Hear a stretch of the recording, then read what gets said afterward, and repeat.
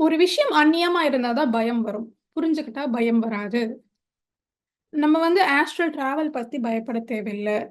மரணத்த பத்தி பயப்பட தேவையில்ல. ஏன் இந்த பயமெல்லாம் இருக்காதுன்னா, நம்ம இப்போ டிஸ்கஸ் பண்றோம். ஆஸ்ட்ரல் டிராவல்னா என்ன?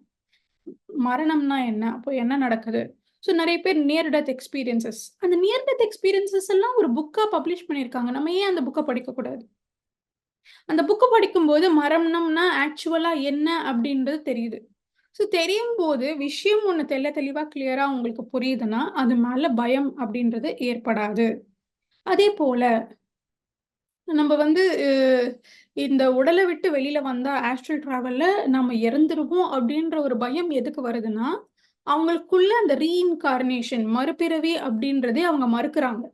ஏன்னா, இது எல்லாமே மதம் சார்ந்த நம்பிக்கைகள் நமக்குள்ள சின்ன வயசுல இருந்து ஊட்டப்படுறதுனால, அவங்க மதம் பிரகாரம் இந்த மறுபிறவி அப்படின்ற கான்செப்ட்டே இல்ல. ஸோ பாடி விட்டு வெளிய வந்துட்டாங்கன்னா, அவங்க இறந்துட்டாங்க அப்படின்ற ஒரு பயம் உள்ளுக்குள்ள சப்கான்ஷியஸா இருக்கிறதுனால, அவங்க ஆஸ்ட்ரல் டிராவல் ப்ராப்பரா பண்ண முடியறதில்ல.